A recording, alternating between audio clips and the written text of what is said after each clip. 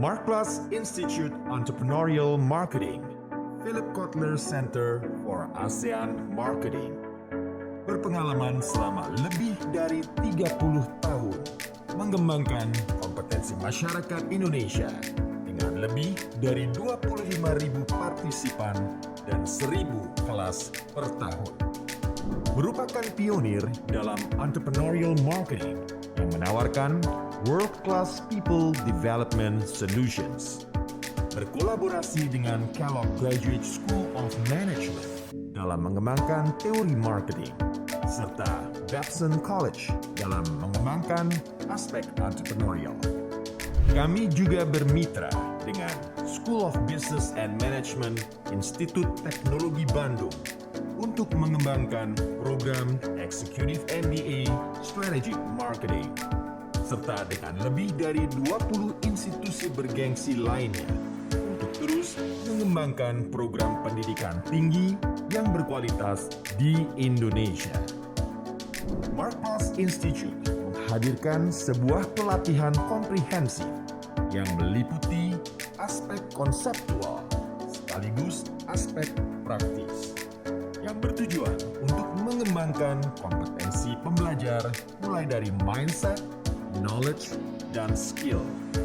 Untuk memenuhi kebutuhan peserta yang berbeda-beda, Marktplaats Institute membagi program pelatihannya ke dalam 3 program utama. Yang pertama adalah Executive Education Program. Pelatihan ini bertujuan untuk membekali peserta dengan keterampilan yang diperlukan untuk perencanaan dan implementasi strategi, serta dirancang khusus untuk membantu peserta mengembangkan solusi yang kreatif dan unggul dalam menyelesaikan berbagai permasalahan bisnis. Yang kedua adalah Public Education Program. Program pelatihan ini bertujuan untuk mengembangkan kompetensi praktis bagi para profesional.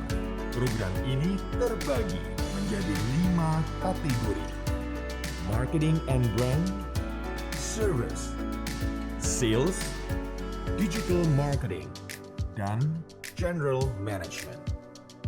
Yang ketiga adalah Certification Program, yaitu program pelatihan bersertifikat yang diterbitkan oleh Marktplaats Institute dan lembaga-lembaga mitra.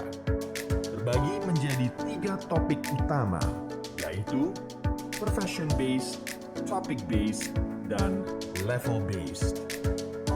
Dalam memberikan pelatihan, Marktplaats Institute menekankan pada partisipasi aktif para pesertanya dengan menghadirkan konsep omni-learning yang menyediakan mulai dari pembelajaran mandiri atau self-learning dan in-class training baik secara online maupun offline. Marktplaats Institute menyediakan pelatihan yang terbagi dalam 6 industri. Pertama, Financial Services and Insurance. Kedua, Automotive, Transportation, and Logistics. Ketiga, Healthcare, Pharmacy, and Media Communication. Keempat, Consumer, Property, and Retail. Kelima, Resources, Infrastructure, and Utilities. Serta keenam, Government and Public Services. Beroperasi di seluruh wilayah Indonesia dengan 5 lokasi utama, yaitu Jakarta, Bandung, Surabaya, Joglo Semar, dan Bali. Dipandu oleh fasilitator yang merupakan praktisi ahli di bidang masing-masing, Marktplaats Institute akan terus membekali masyarakat dengan kompetensi untuk menjadi kompetitif dalam dunia bisnis yang sangat dinamis.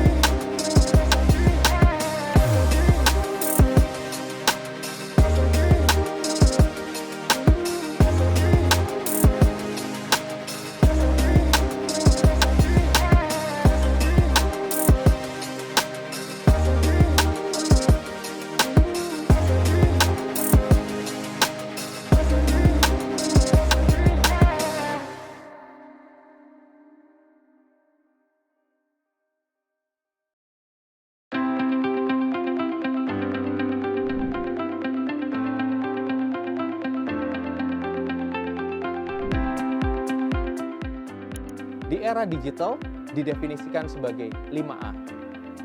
Aware, appeal, ask, act, dan advocate. Nah, tapi waktu mereka perbaiki lagi menjadi versi yang Yes Gojek versi kamu, itu sampai view-nya sampai 20 jutaan. Jadi benar-benar tergantung dari konten yang kita keluarkan, apakah itu cocok dengan customer kita, dengan target segmen kita, nanti ini akan berjalan terus. Nah, setelah kita kasih bobot prioritasnya, kita timbang di kolom sebelah kanan adalah account-account kita. Kolom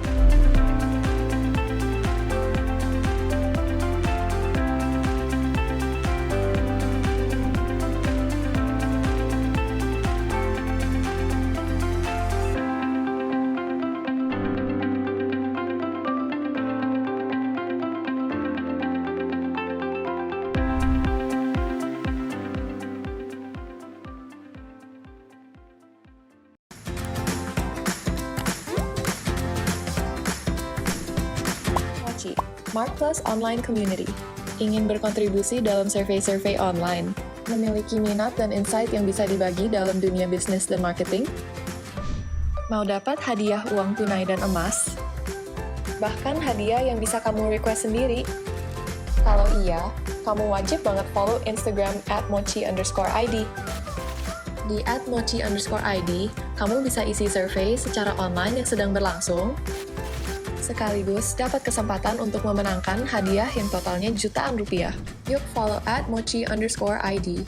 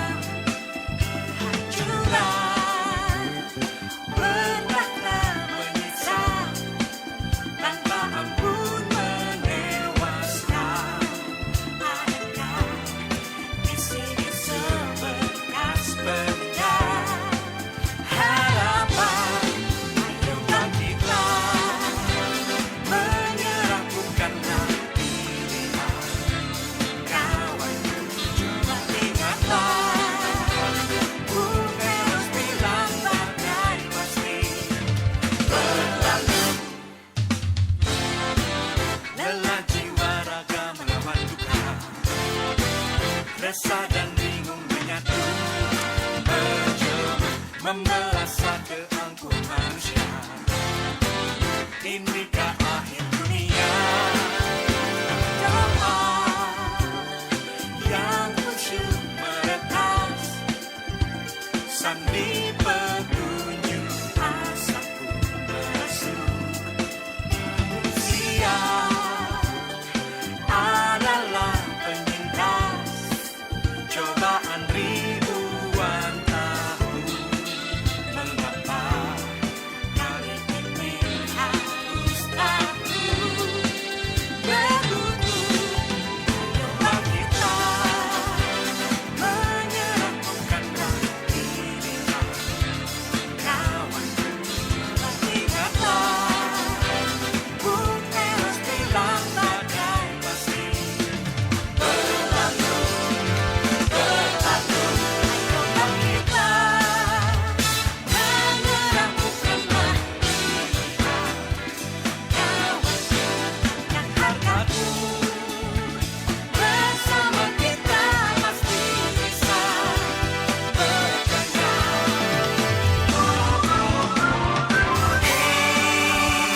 Menyerah bukanlah pilihan, kawanku, coba ingatlah. Bung Eros bilang badai pasti berlalu. Ayo bangkitlah, menyerah bukanlah pilihan, kawanku, angkat hargamu. Bersama kita pasti bisa berjaya.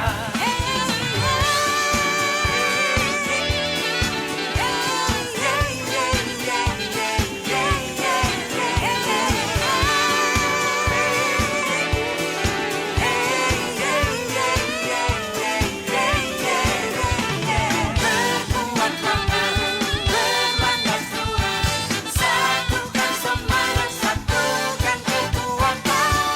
Berbuatlah berlandas nurani, belajar berdiri, berjalan dan berlari. Berbuatlah berlandas nurani, satukan semangat, satukan kekuatan. Berbuatlah berlandas nurani, belajar berdiri, berjalan dan berlari.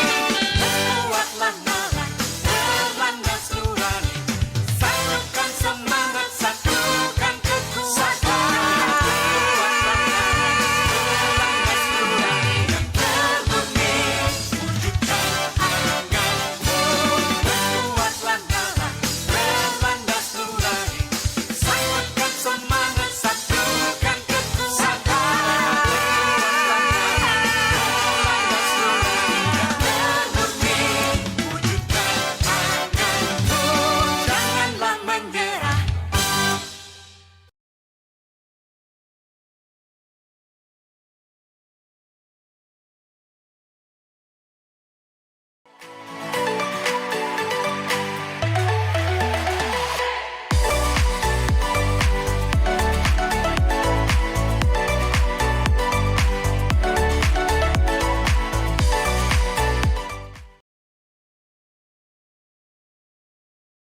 Happy weekend Sobat MI, kembali lagi bersama saya Ayu Ambalika dalam Marcus Goes to Campus episode ke-78. Hari ini saya akan menemani Sobat MI nih selama 1,5 jam ke depan. Dan seperti biasa, Marcus Goes to Campus akan memberikan inspirasi serta sudut pandang creativity, innovation, entrepreneurship, dan leadership yang telah atau akan dilaksanakan oleh Lembaga Pendidikan Tinggi di Indonesia. Nah, terlebih dahulu saya akan menyapa dulu nih Mbak Melati Arum Ekasari, Chief Operating Officer dari Marcus Inc. Selamat pagi Mbak Mel. Pagi ya Mbak. Apa kabar nih Mbak? Baik, alhamdulillah. Hujan nggak Mbak di sana? Soalnya di sini hujan sih Mbak. Hujan banget. Kita deket ya, nggak jauh-jauh ya. Makasih. Kita deket gak jauh-jauh, makanya aku nanya hujan nggak? Hujan. Oke, semoga jaringannya aman-aman ya Mbak di sana ya Mbak. Amin ya. Amin. Oke Mbak, aku mau nyapa dulu nih pembicara kita selanjutnya ya Mbak ya. Baik, sebelum kita masuk nih ke segmen pertama, saya juga akan menyapa terlebih dahulu para narasumber yang sudah hadir bersama kita secara virtual pada hari ini. Ada Bapak Dr. I Gusti Ngurah Agung Eka Teja Kusuma SEMM, pimpinan Prodi Magister Manajemen Program Pasca Sarjana Fakultas Ekonomi dan Bisnis Universitas Mahasaraswati Denpasar. Selamat pagi Pak Agung Teja, betul ya Pak ya? Saya nyapanya? Betul, betul. Saya dipanggil memang Pak Agung Tejo. Agung Tejo gitu aja. Pak Agung Teja, oke. Selamat pagi Pak Agung Teja. Pagi Bu Ayu. Ya, baik saja. Ya. Apa kabar Pak Bali Pak? Bali hujan sama dengan Jakarta ya, tapi tidak sederas Jakarta ya. Itu nggak banjir aja. Untung Kalau habis banjir, habislah pariwisata Bali itu. Pak. Iya. Bali nih Pak. Om Swastiastu Bapak. Oke. Kapan ke Bali, Bu? Nah, saya kembali kayak lebaran Pak, saya baru balik ke Bali nanti. Baik, saya akan menyapa pembicara selanjutnya dulu ya Pak. Kemudian telah juga bergabung bersama kita pada hari ini Bapak Dr. Wahyu Sudarmono, Dekan Fakultas Bisnis Universitas Sampurna. Selamat pagi Pak. Mohon maaf kayak Bapak masih di mute. Selamat pagi Mbak Ayu. Selamat pagi. Bapak apa kabarnya Pak pada pagi hari ini? Sehat Mbak Ayu. Alhamdulillah sehat ya Pak ya. Baik. Nah, selanjutnya nih kita akan saksikan terlebih dahulu highlight dari MGTC episode sebelumnya sebelum kita lanjut ke segmen selanjutnya ya. Silakan.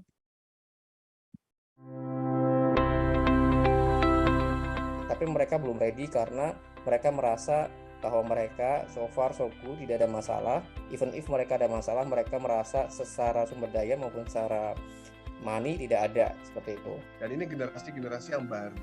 Ya, mereka memiliki cara pandang yang berbeda, cara pendekatan yang berbeda, dan juga menggunakan metode-metode pembelajaran yang juga cukup berbeda dari sebelumnya. Maka tim dosen di kampus kami itu memang tim dosen yang harus merupakan seorang wirausaha, gitu. Harus juga memiliki usaha. Kalau dia nggak punya usaha, dia cuma know the theory.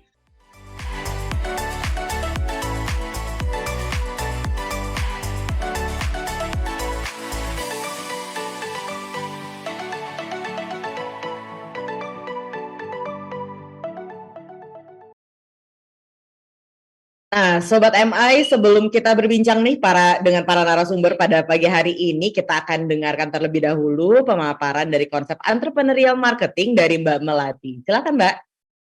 Oke, thank you Mbak. Selamat pagi semuanya. Semoga pagi hari ini yang mendung-mendung hujan ini nggak bikin kita ngantuk semua ya. Jadi ini kita mungkin akan sedikit membahas tentang building a culture of innovation. Mungkin aku bisa minta tolong share screen materinya untuk teman-teman panitia. Oke, jadi tadi mungkin saya perkenalkan diri dulu sedikit lagi. Jadi saya Melati Ramkasari, Chief Operating Officer dari Markpos Inc. Yang membawahi consulting ya saat ini. Jadi kalau misalnya ada yang pengen consulting nanti bisa kita ngobrol-ngobrol di belakang. Oke, kita coba masuk ke slide berikutnya.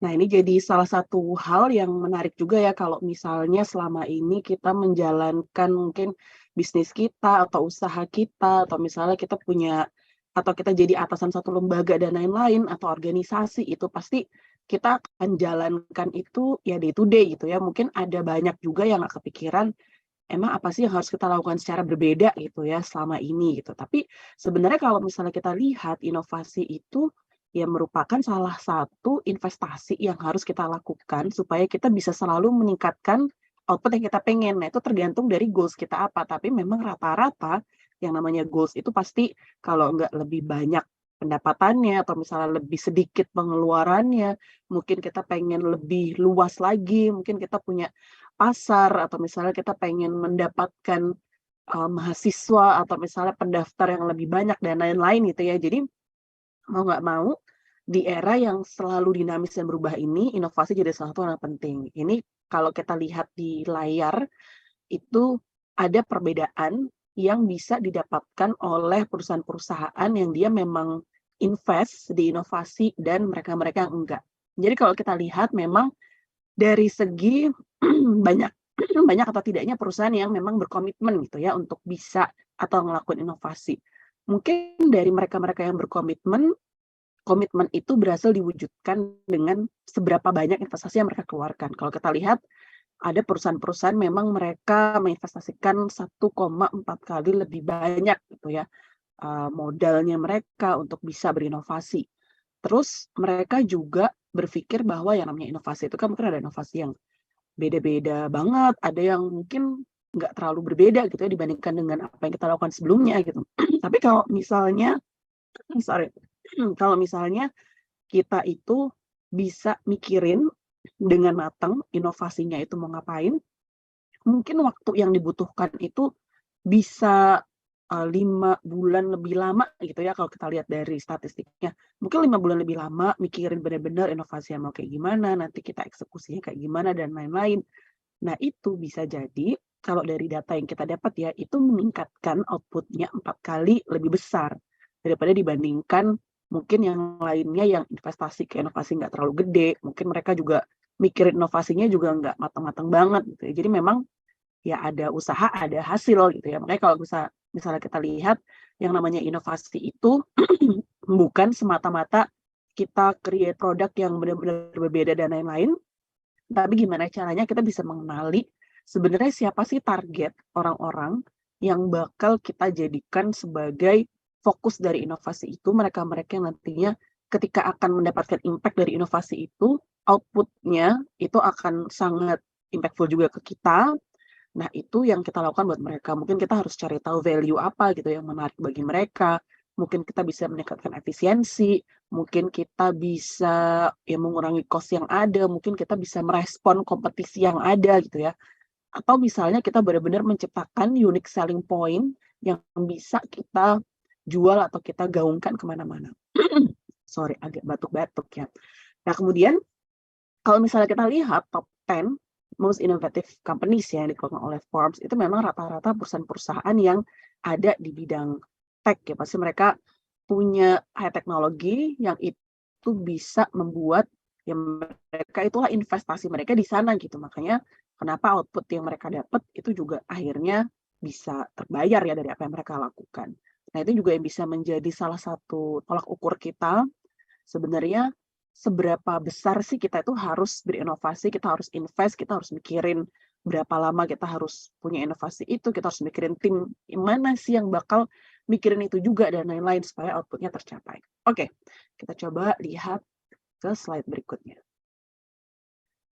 Nah, ini salah satu hal yang bisa membuat kita refleksi juga, kita introspeksi. Sebenarnya seberapa berinovasikah perusahaan atau lembaga atau institusi kita gitu. Nah, kita bisa lihat dari beberapa level.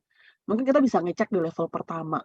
Kita sebenarnya udah di level itu atau belum. Jadi kalau level pertama memang mungkin kita cuman aware aja, kira-kira kita butuh inovasi atau enggak, tapi memang mungkin kita belum memulai gitu, mungkin kita nggak tahu cara mulai gimana, kita nggak ada tim yang punya waktu buat mikirin dan lain-lain gitu, dan kita juga belum siap untuk bisa mengalokasikan resource kita untuk berinovasi. Itu berarti kalau kita seperti itu, kita ada di level 1, jadi mungkin masih di level introduction ke inovasinya ya. Tapi kalau misalnya kita udah ada di level educating, jadi level 2, kita mungkin udah belajar gimana caranya kita ngelakuin inovasi. Terus kita juga udah mulai berinovasi secara internal, kita juga udah mulai engage atau mungkin kita tanya-tanya gitu ya ke konsultan-konsultan gitu yang tahu inovasi itu kita harus gimana ya gitu.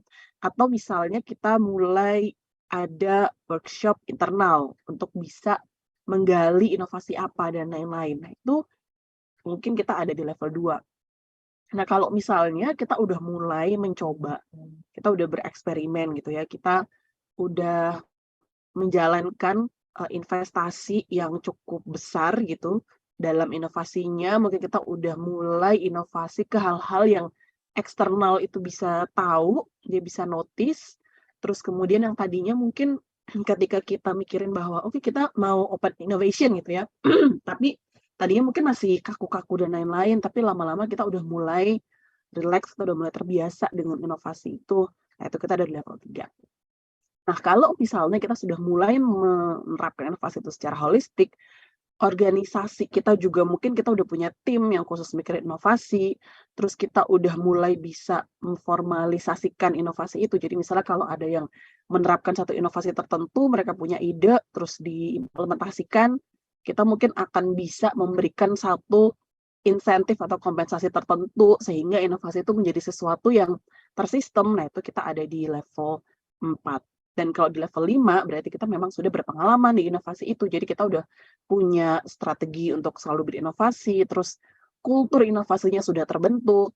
Terus bisa jadi kita juga udah mulai invest di hal-hal yang lain. Mungkin kita mau mengakuisisi sesuatu, kita mau partnership dan lain-lain yang akhirnya membuat kita memang sudah ada di level kita benar-benar mengintegrasikan semua hal dengan inovasi dan kita sudah mengadopsi inovasi itu secara menyeluruh dan berpengalaman. Nah, itu yang nantinya akan kita jadikan tolak ukur ya atau milestone kita. Sekarang kita di level berapa dan misalnya seberapa tahun ke depan kita mau ada di level yang mana. Oke, kita coba lihat next slide-nya. Ini salah satu hal yang penting yang harus kita selalu kelola kalau misalnya kita mau menumbuhkan budaya berinovasi. Jadi yang pertama pastinya adalah eksplorasi. Jadi kita nggak mungkin, sorry ya emang masih agak batuk-batuk ya, nah, cuaca juga.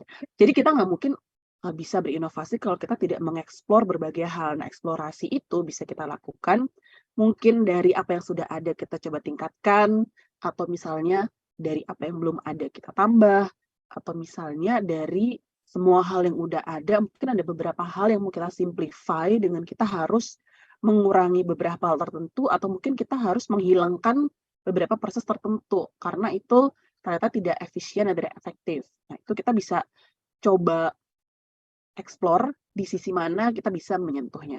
Dan inovasi itu juga bisa kita bilang ada yang quick win, yang memang cepat gitu ya, misalnya apa sih yang bikin kita tuh bisa lebih baik daripada hari ini di besokannya gitu. Ya itu mungkin kecil-kecil aja inovasinya gitu ya, biar kita juga nggak terlalu repot gitu menjalankannya. Tapi ada juga inovasi yang kita bisa bilang big bets. Jadi itu sesuatu yang mungkin nantinya akan bisa mengubah arah bisnis kita, mungkin akan mengubah bisnis model kita gitu. Itu yang memang harus dijadwalkan gitu ya, mungkin setiap quarter atau semester dan lain-lain. Terus juga kalau misalnya kita mau berinovasi, yang penting juga tujuannya, kita juga harus jelas sebenarnya inovasi ini akan mengarah kemana gitu. Apakah nantinya untuk problem solving, atau misalnya market winning gitu, kita punya satu market yang pengen kita menangkan, atau misalnya value creating gitu. Kita benar-benar mau mengeksplor atau meningkatkan value yang selama ini telah kita berikan ke mungkin customer kita, ke mahasiswa, mungkin ke teman-teman kita, ke organisasi, dan lain-lain.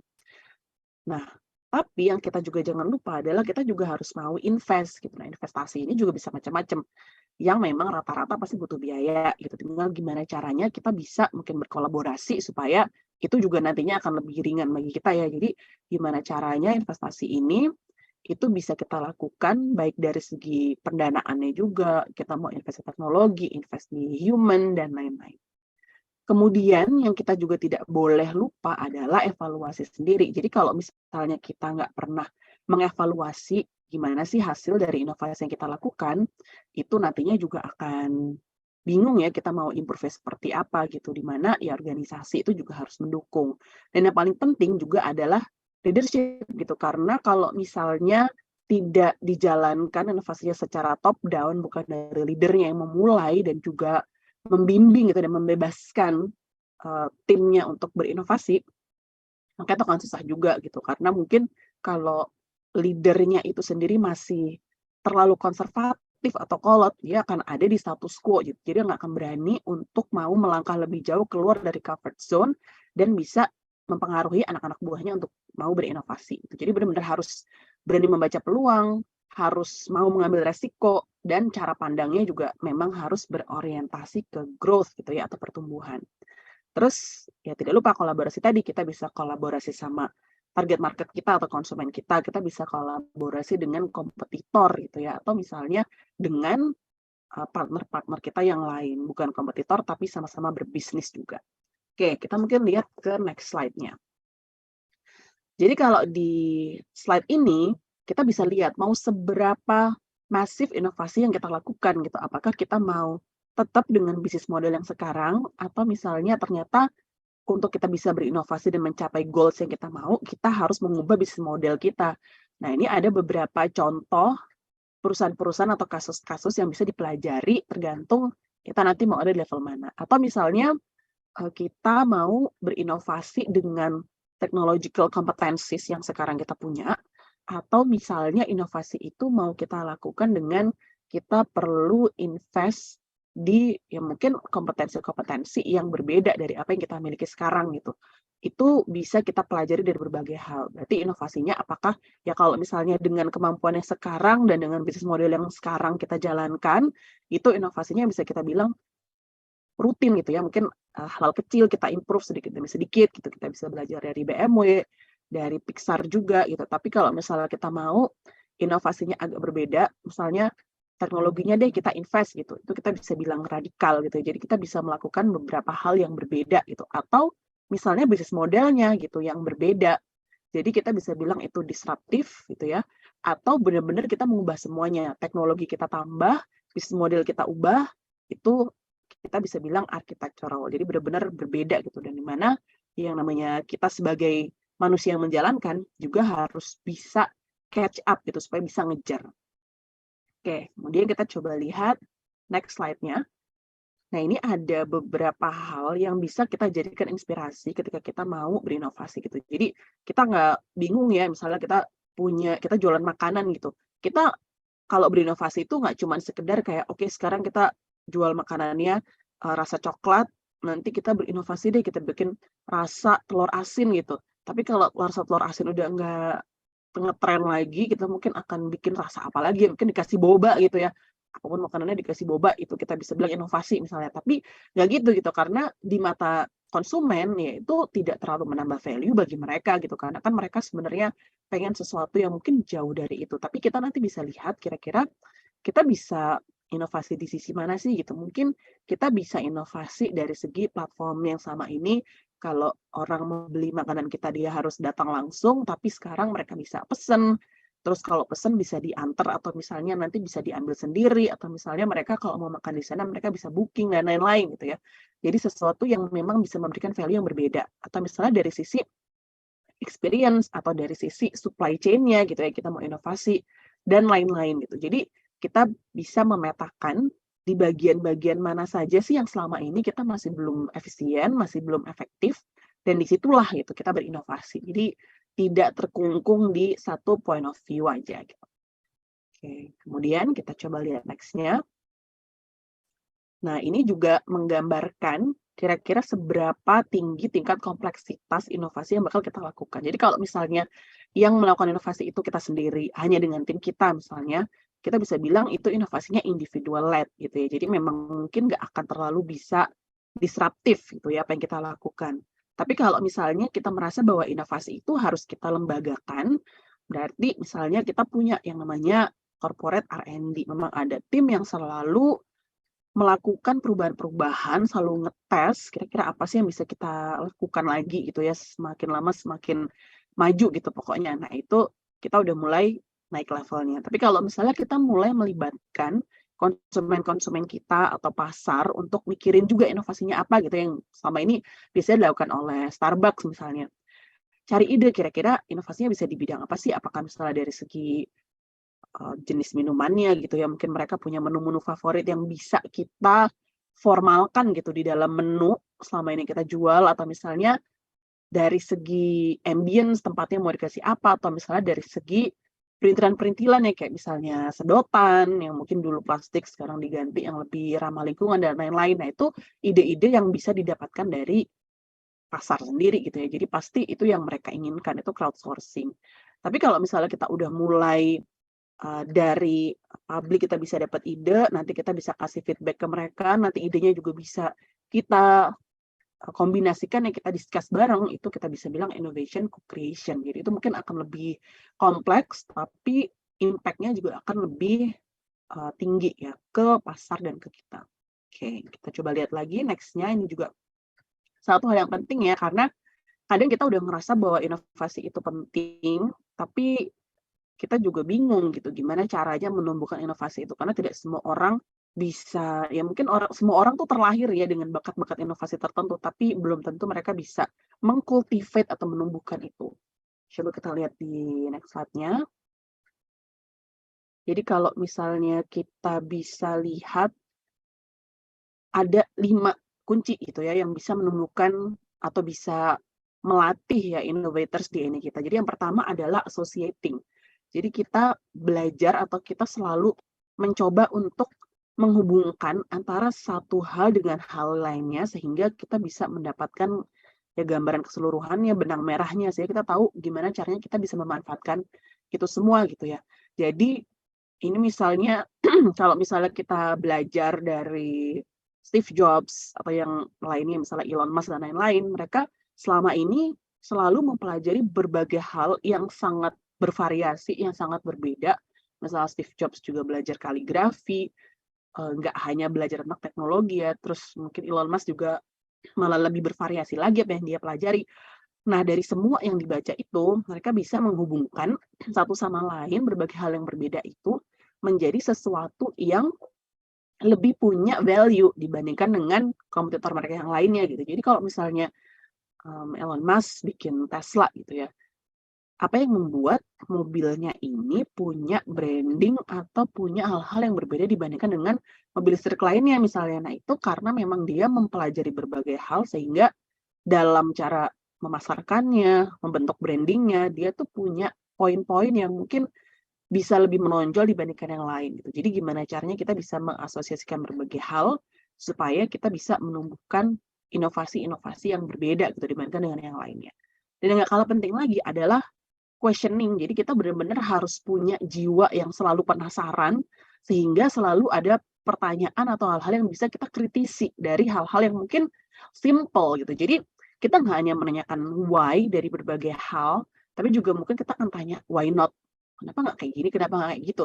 Atau what if, gimana kalau misalnya kita bikinnya kayak begini, kita bikinnya kayak begitu. Jadi kita benar-benar selalu mempertanyakan status quo yang ada sekarang supaya yang kita lakukan itu selalu lebih baik dari sebelumnya. Atau kita misalnya mencoba berimajinasi kalau misalnya kita melakukan hal yang sebaliknya dari apa yang kita lakukan sekarang, itu kira-kira gimana ya gitu.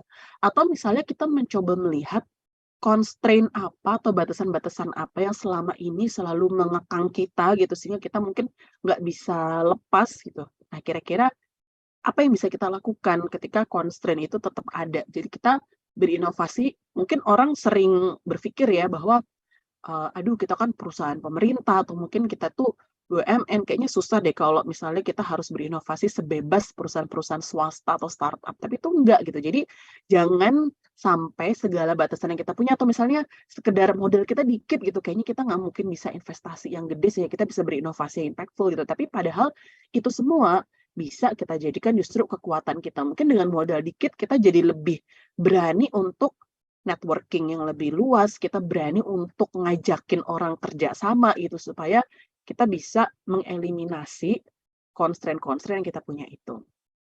Terus kemudian kita juga selalu harus punya jiwa yang observing gitu. Kita harus bisa lihat sekitar kita apa sih yang bisa kita ambil ide-idenya gitu ya.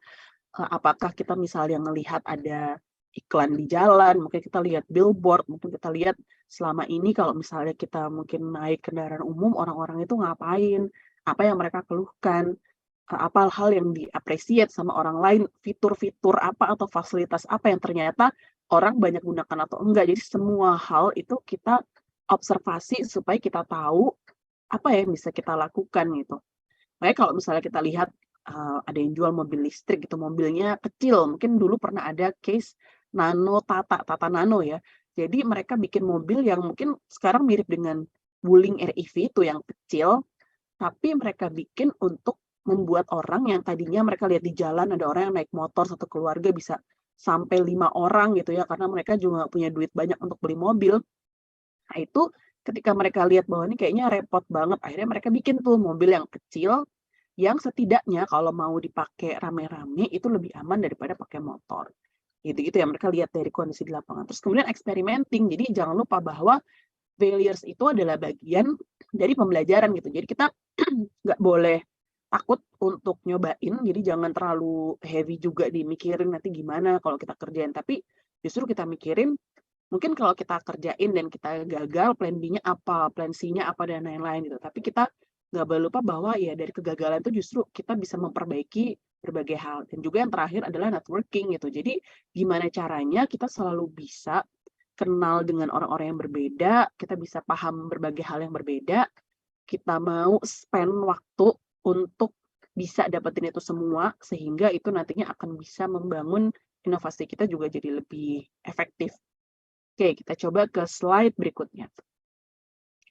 Ini adalah statistik juga. Jadi dari riset yang dilakukan di US sana, memang kalau kita lihat dari beberapa orang-orang yang misalnya kita anggap sebagai innovator, high profile innovators, memang kalau kita lihat hal-hal yang mereka banyak lakukan yang bisa mendorong inovasi itu adalah associating, questioning, sama networking. Jadi gimana caranya mereka bisa membangun network seluas-luasnya. Dari situ mereka pasti harus banyak nanya, mungkin banyak mengkritisi berbagai hal supaya dapat jawaban apa yang diinginkan, lalu associating, semua yang didapat coba dihubungkan. Jadi connecting the dots. Nah, itu yang harus kita lakukan ya kalau misalnya kita mau membangun budaya inovasi. Dan kita coba lihat di slide berikutnya, ini juga di slide terakhir ya. Jadi kalau misalnya kita udah kebayang nih, oke, kita berarti harus berinovasi, kita udah tahu kita harus build apa aja gitu ya, kita harus ngelakuin apa aja. Nah, baru di slide berikutnya, mungkin aku belum ganti ya slide-nya, itu kita coba bikin list kira-kira apa ya hal konkret yang bisa kita lakukan untuk kita bisa menumbuhkan DNA inovasi tadi. Jadi misalnya kita coba, oke, tiap hari setidaknya 15-30 menit kita coba deh bikin pertanyaan-pertanyaan yang kita bisa mengkritisi berbagai hal yang udah ada, supaya kita nanti ketika kita tanya ke orang, kita dapat jawabannya, kita bisa jadikan itu sebagai bahan untuk berinovasi misalnya. Atau kita coba mungkin sepanjang hari, ya mungkin setiap seminggu sekali mungkin ya, kita coba lihat siapa sih orang-orang yang akan menjadi target market kita. Kita coba cek sehari-hari mereka ngapain, apa masalah yang mereka alami, apa sih hal-hal yang bisa kita bantu gitu. Atau misalnya kita coba jadwalin, oke, setiap 2 minggu sekali kita harus ikutan seminar atau misalnya kursus-kursus yang mungkin di luar area of expertise kita. Karena kalau di dalam area of expertise kita itu memang udah udah reguler pasti ya akan kita lakukan gitu. Atau misalnya kita spend waktu untuk baca buku tentang tren apa sih yang sekarang tuh lagi heboh gitu ya, supaya kita bisa catch up dengan ilmu-ilmu yang ada. Atau mungkin ketika kita traveling, kita pastikan untuk ke satu tempat di mana kita bisa mempelajari budaya yang berbeda gitu. Harus kita luangkan waktu. Atau misalnya macam-macam ya, apakah misalnya kita coba di setidaknya seminggu sekali kita harus kenal sama 3 orang yang berbeda, kita bisa gali sesuatu dari mereka untuk kita bisa dapat hal-hal yang juga bisa menambah insight kita gitu. Dan lain-lain. Jadi ini juga menyesuaikan ya dengan apa yang kita bisa lakukan dengan waktu kita yang mungkin udah sibuk gitu, tapi setidaknya hal tersebut harus kita lakukan atau jadwalkan supaya kita bisa mengasah inovasi dan mengasah ya budaya kita, atau kita juga bisa ngajarin orang untuk bisa berinovasi seperti kita. Oke, mungkin kita coba lihat next slide-nya, kayaknya udah slide terakhir ya. Kira-kira seperti itu. Jadi kalau misalnya ada pertanyaan-pertanyaan nanti bisa ya kontak ya tim Markplus, atau misalnya mau nanya-nanya ke saya juga bisa. Semoga ilmu yang bermanfaat. Aku balikin lagi ke Mbak. Terima kasih Mbak Melati. Nah, Sobat MI, kita akan beranjak nih ke segmen selanjutnya ya. Memiliki tujuan menyelenggarakan pendidikan dan pembelajaran yang inovatif berbasis riset dan pengabdian kepada masyarakat untuk mewujudkan reputasi akademik world class university, menyelenggarakan penelitian berbasis kearifan lokal dengan luaran evensi dan produk inovasi yang berdaya saing global, menyelenggarakan diseminasi produk teknologi kepada masyarakat untuk menguatkan daya saing bangsa di kancah percaturan global, serta mengembangkan budaya akademik yang kondusif untuk menciptakan kinerja yang sehat, produktif, dan juga berdaya saing global. Nah, bagaimana nih strategi dari Bapak Dr. I Gusti Ngurah Agung Eka Teja Kusuma SEMM pimpinan Prodi Magister Manajemen, Program Pasca Sarjana Fakultas Ekonomi dan Bisnis Universitas Mahasaraswati Denpasar. Sesaat lagi Pak Gung Teja akan berbincang bersama Mbak Melati untuk mengulasnya lebih dalam. Setelah yang satu ini tetap di Marvelous Goes to Campus.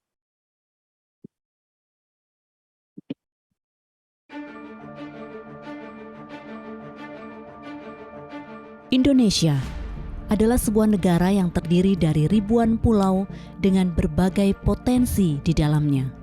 Bali merupakan salah satu pulau yang menjadi pesona wisata dan telah dikenal di mancanegara. Adat, budaya, serta keindahan alamnya memikat mata dunia bagai pesona surgawi.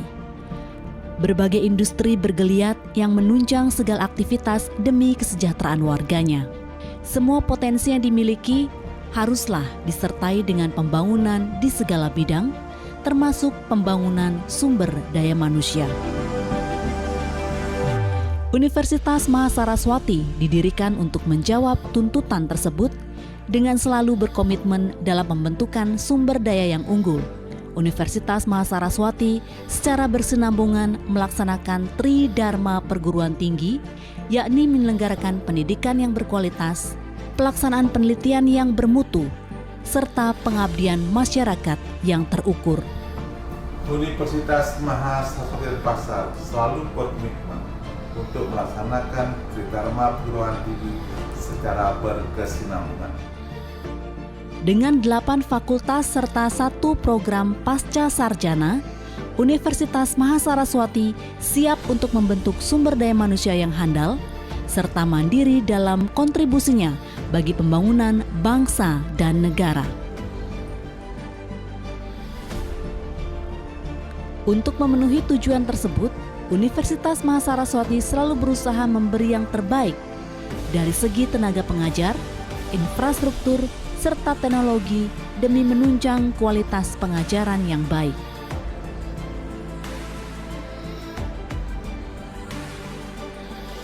Struktur di dalam badan organisasi Universitas Mahasaraswati terpatri dan dijabarkan secara jelas, sehingga masing-masing bagian memiliki peran yang sangat vital dalam operasional universitas dalam usahanya mengabdi serta profesional di bidang pendidikan. Bersama Universitas Mahasaraswati, kita wujudkan pembangunan sumber daya manusia yang handal dan mandiri.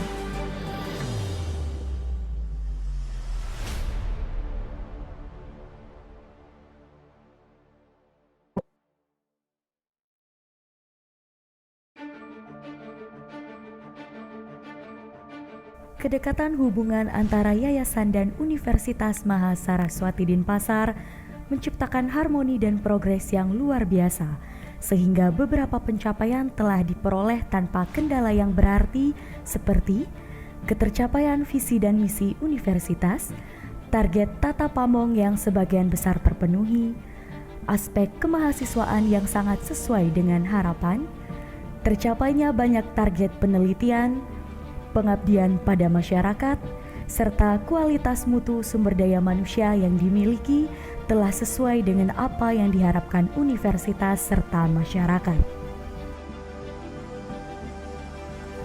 Komitmen Yayasan dan Universitas Mahasaraswati Denpasar untuk terus dapat mengembangkan diri selalu dipegang teguh, dilihat dari banyaknya penambahan infrastruktur, sarana dan prasarana, hingga rencana pembangunan gedung baru untuk kegiatan belajar mengajar. Hai, saya Dr. Yeyen. Saya merasa nyaman melakukan pekerjaan sebagai dokter gigi.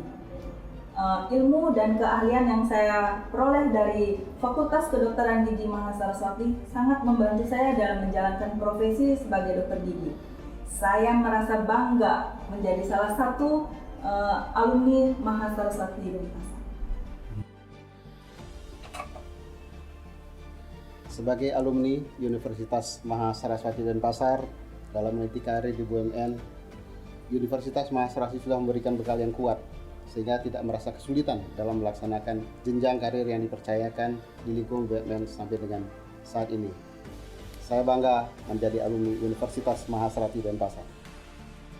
kami memberikan kewenangan kepada Rektor Unmas untuk mengelola dana pendidikan yang diperoleh, sehingga dengan demikian semua program bisa berjalan dengan lancar, di mana pada akhir tahun akademik Rektor mempertanggungjawabkan di depan rapat yayasan mengenai dana-dana yang dikelola, sehingga demikian jalannya program, demikian juga laporan pertanggungjawaban dana yang dikelola bisa berjalan dengan baik.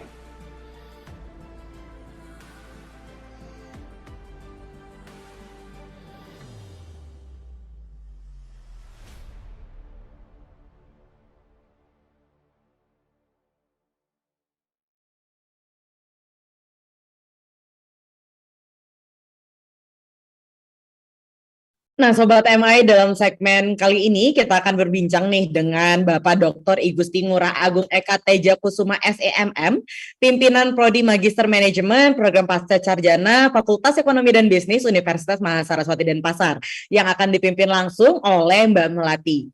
Nah, Sobat MI bisa langsung mengajukan pertanyaan melalui kolom chat. Mbak Melati, Pak Agung Teja, silakan, the time is yours. Oke, thank you Amba. Nah, ini Pak Agung Teja kayaknya udah siap ya untuk mau cerita-cerita tentang universitasnya. Mungkin saya langsung serahkan ke Pak Agung Teja, nanti biar kita semua bisa lihat, dan mungkin kalau ada yang mau nanya-nanya nanti kita akan persilakan ya di akhir sesi. Silakan Pak Agung Teja. Terima kasih kepada Ibu Melati. Ya, salam hormat saya buat seluruh yang hadir di sini ya. Nah, saya pertama kali diundang oleh Markus, itu diteleponin di WA, itu langsung saya sambut dengan baik sekali.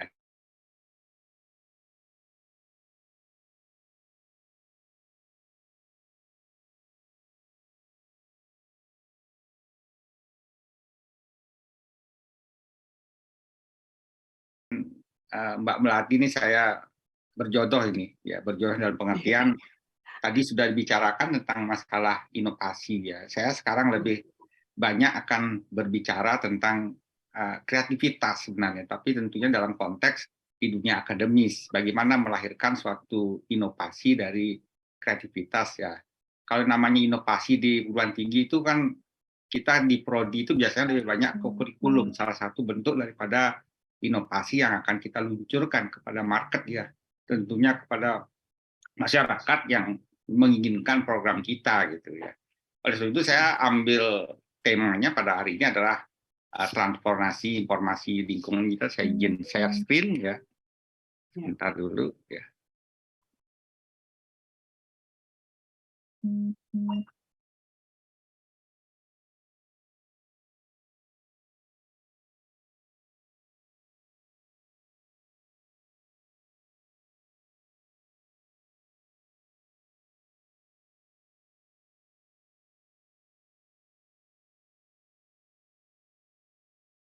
Ya, oke, terima kasih. Ini adalah tema, mungkin bisa disimak ya bersama-sama. Jadi transformasi informasi lingkungan menjadi transformasi informasi lingkungan menjadi opportunities ya, atau menjadi suatu peluang dalam pengembangan kurikulum. Terutama kalau kita bicara post COVID ini ya, setelah COVID seperti apa gitu ya. Karena bagaimanapun juga kita tidak akan bisa melahirkan suatu inovasi tanpa berpikir secara kreatif. Jadi untuk berpikir kreatif itu sangat diperlukan bagaimana kita bisa mentransformasikan suatu informasi yang kita lihat dalam lingkungan sehari-hari atau perkembangan lingkungan yang telah terjadi menjadi suatu peluang. Dalam konteks ini adalah pengembangan kurikulum. Apalagi kalau kita perhatikan perkembangan lingkungan sekarang sangat cepat sekali terjadi ya. Kita diuber terus, sedangkan satu sisi nanti sebentar lagi saya akan sampaikan bagaimana kesulitan kita di prodi itu untuk mengejar situasi itu dengan berbagai aturan yang ada sekarang gitu. Oke, Bapak Ibu sekalian yang hadir pada acara ini, makanya saya sampaikan bahwa formulasi kreatif itu saya sependapat dengan Kuratno yang dari Jepang mengatakan bahwa bagaimana kita mentransformasikan informasi menjadi opportunities. Yang pertama adalah bagaimana data itu, kalau kita tidak bisa menginformasikan sesuatu stimulus, itu dia akan menjadi hanya sebuah data. Tapi bagaimana kita mencoba untuk membunyikan itu, memberikan suatu makna, itu menjadi suatu informasi. Tetapi ada orang yang pintar melihat suatu perubahan, tapi dia hanya bisa menyampaikan suatu informasi. Begitu dihadapkan dengan situasi, bagaimana menjadikan suatu peluang yang nggak mampu. Makanya ini artinya orang seperti ini lebih cocok di konsultan saja, kemudian untuk menjadikan peluang atau mungkin merealisasi peluang itu tidak punya keberanian, lebih cocok menjadi suatu konsultan saja ya. Tapi ada orang yang pintar semuanya, dia berani melihat sesuatu, bisa punya kemampuan menjadi suatu informasi, kemudian setelah dari informasi dia bisa melihat ada peluang bisnisnya di balik itu ada peluang-peluang yang bisa ditangkap, maka orang seperti ini dan merealisasi semua peluang itu bisa dikatakan sebagai entrepreneur.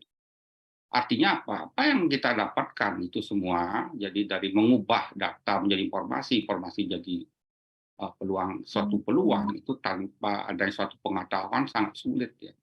Itu sangat diperlukan adanya suatu kemampuan untuk mentransformasikan itu.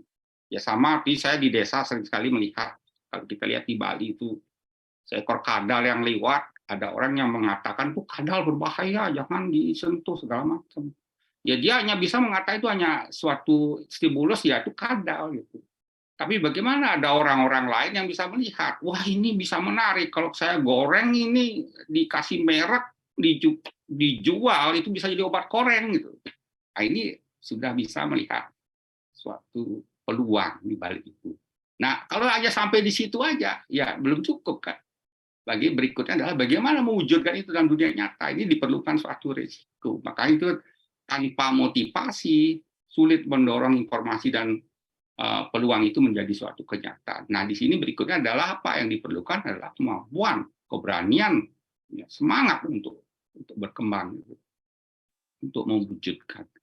Lahirlah kemudian yang disebut dengan istilah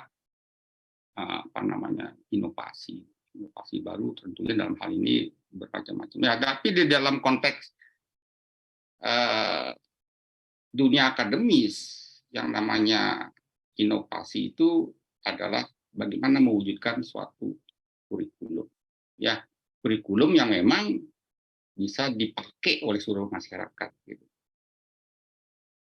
Oke, di sini kurikulum adalah produk yang memerlukan kreativitas. Ya, kurikulum adalah suatu produk atau sesuai dengan yang disampaikan oleh Ibu Melati tadi, kurikulum adalah suatu inovasi gitu ya, yang lahir dari suatu kreativitas. Pengembangan kurikulum memerlukan kepekaan membaca informasi tentang perubahan lingkungan industri menjadi suatu peluang. Jangan sampai nanti banyak sekali orang yang menyusun kurikulum ya, itu terjebak kepada perubahan sesaat. Dia menangkap suatu perubahan sekarang ini, wah coba kita buat kurikulum semuanya lari digitalisasi dalam rangka menangkap istilah COVID sekarang ini. Apakah COVID ini akan bersifat jangka panjang? Sampai kapan? Kapan? Ini kan kita jangan sampai terjebak pada perubahan sesaat. Dan semua orang sedang memprediksi apa yang harus dilakukan. Apakah kurikulum yang sekarang kita bongkar semua? Karena perubahan yang sekarang ini ternyata bisa sesaat. Ya kan banyak sekali kasus-kasus yang terjadi. Suatu inovasi masuk dalam terjebak dalam peluang sesaat. Ya kalau kita bahas dalam konteks bisnis, misalnya saya pernah melihat dulu kasus rokok Sampurna, ya, Sampurna Mild itu pernah masuk ya, pernah masuk dan itu prematur pada waktu pertama kali ketika orang sedang gandrung-gandrungnya rokok kretek, dia masuk ke dalam market ketika pada saat itu dia menawarkan suatu inovasi baru bahwa dengan rokok Sampurna ini lutar ya, ini kalau merokok kita bisa nikotinnya sangat rendah, tapi orang sedang kuat-kuatnya dengan konteks rokok kretek sehingga sulit digeser. Gitu. Tapi kemudian, nah ini terlalu prematur masuknya ke market. Kemudian dia masuk berikutnya, pada periode berikutnya baru sukses. Sampai sekarang terkenal sekali ya, tahun 90-an sampai berikutnya itu sudah mulai boom ya, rokok Sampurna itu dalam konteks yang mildnya. Ya. Salah satu banyak sekali contoh-contoh dari produk-produk yang menangkap peluang sesaat hari gagal.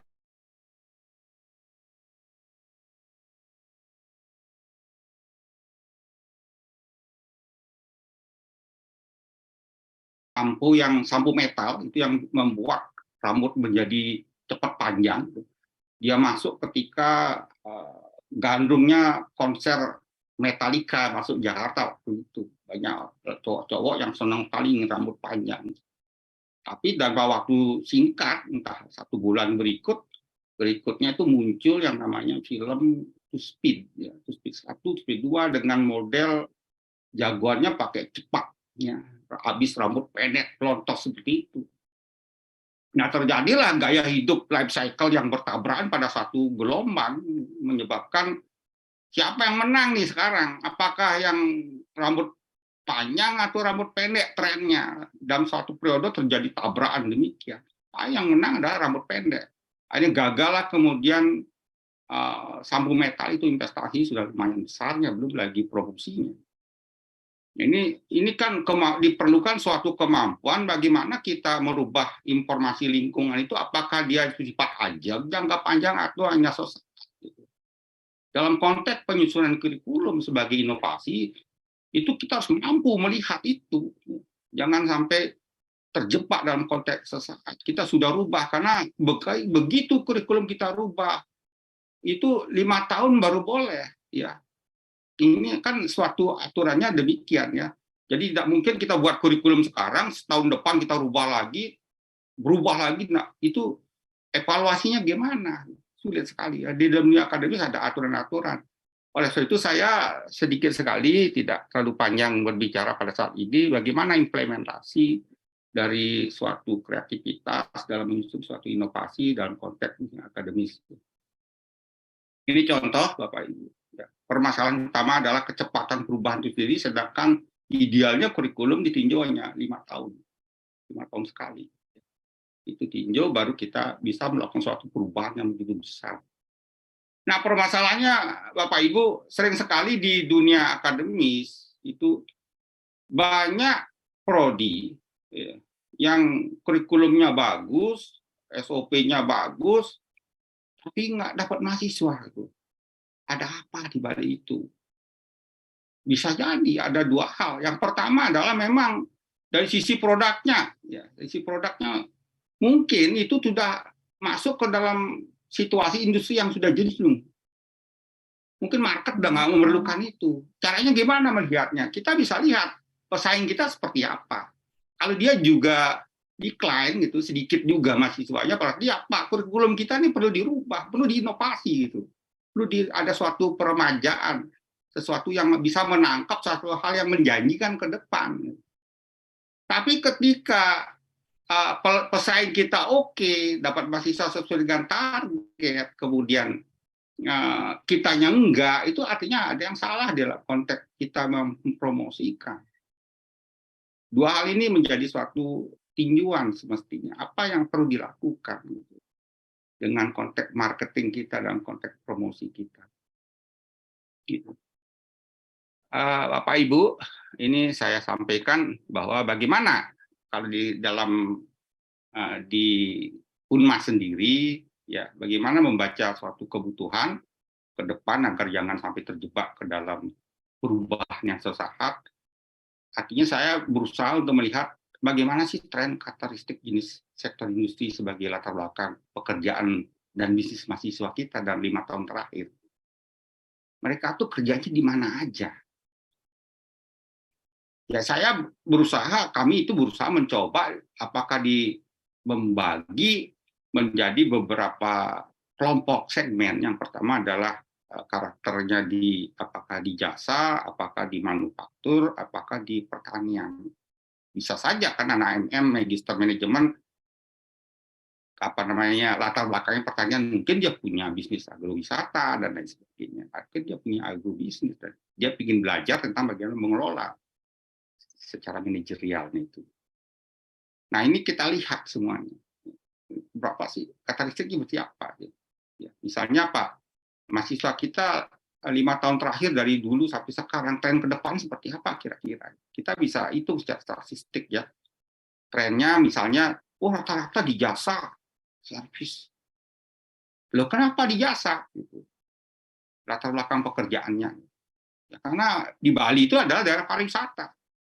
Sulit sekali melihat ada suatu pabrik-pabrik besar di Bali. Ya. Lebih banyak mereka adalah di servis, perbankan, ada PNS. PNS kan jasa juga melayani masyarakat. Kemudian ada tourism, ada perhotelan, dan lain sebagainya. 90%. 5 tahun berturut-turut, 5 angkatan, itu ternyata servis. Wah, latar belakang pekerjaan mahasiswa kita. Nah, biasanya ini pada waktu pendaftaran usaha baru kan kita selalu berikan form, mengisi formulir tentang latar belakang pekerjaan mereka. Kemudian kita bisa cek dari sisi tren tema masalah penelitian mereka. Ya, mereka rata-rata sebagian besar 5 tahun berturut-turut. Kalau lebih bisa bagus ya, misalnya 7 tahun gitu. Kita bisa cek apakah mereka kategorinya nyusun tesisnya apa aja sih. Gitu. Ternyata jasa juga. Nah, ini informasi ini penting ya, untuk menyusun apa sih inovasi yang harus kita buat ke depan gitu. Ya, trennya seperti itu.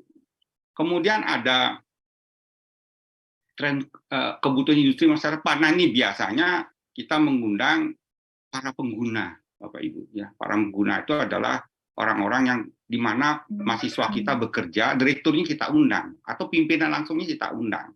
Bagaimana mereka, apa yang diperlukan di sana, tren industri mereka seperti apa, tren perusahaan mereka seperti apa, perlunya yang karakternya seperti apa.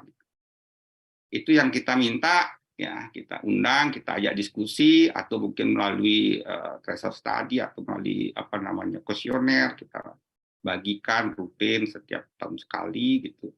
Mereka akan memberikan informasi kepada kita sehingga ini dasar-dasar, dan ini adalah 3 hal minimal yang kami pakai, dan masih banyak lagi yang lainnya, indikator yang lainnya kita gunakan untuk menggali bagaimana sih kebutuhan ke depannya. Dan tidak terkecuali juga dengan situasi yang sekarang di mana COVID itu sudah rupanya sudah mengubah pola kita dari budaya yang kontak tinggi gitu, kita sekarang sudah berorientasi kepada konten rendah gitu ya. Jadi istilahnya orang dulu kontak langsung, lebih banyak dilayani secara langsung, bisa melihat senyum langsung, bisa bersalaman langsung. Sekarang sudah mulai bergeser gitu, kita lebih banyak orang-orang itu senang dilayani secara tidak langsung, dan ini sudah mewarnai cara industri kita sekarang. Bahkan konsumen seluruhnya hampir sebagian besar sudah mulai akrab dengan situasi yang demikian. Bahkan termasuk juga mahasiswa kita senang sekali kalau diajak kuliah jarak jauh gitu ya, sudah mulai terbiasa mereka seperti itu. Tapi jangan sampai terus-terusan kebablasan, tapi perlu tetap diimbangi dengan kontak langsung, karena penanaman sikap dan sebagainya sangat memerlukan kita melakukan suatu kontak langsung dengan mahasiswa. Walaupun sekarang sudah mulai gandrung, mulai dengan kuliah tatap muka langsung. Bapak Ibu sekalian, ini contoh saja bagaimana mungkin di kampus lain sudah banyak lagi yang lainnya, saya sudah sharing. Kemudian bagaimana pemanfaatan sektor industri ekonomi sebagai kurikulum ilmu manajemen masa depan. Saya tadi sudah singgung ya, bagaimana membuat satu inovasi dalam konteks kurikulum. Nah, bisa juga menggunakan dengan istilah pembagian dari sektor ekonomi. Misalnya manufaktur, jasa, pertanian dan perkebunan, pertambangan. Kalau di Bali pertambangan nggak ada, ya, hampir nol ya, ada tapi nol, kecil gitu. Sedangkan manufaktur juga kecil, yang paling banyak itu jasa dengan pertanian sebenarnya yang ada. Dan ini menjadi satu peluang yang kita bisa tangkap.